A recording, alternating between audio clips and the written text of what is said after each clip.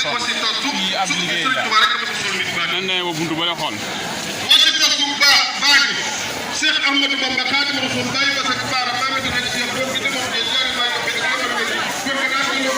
ko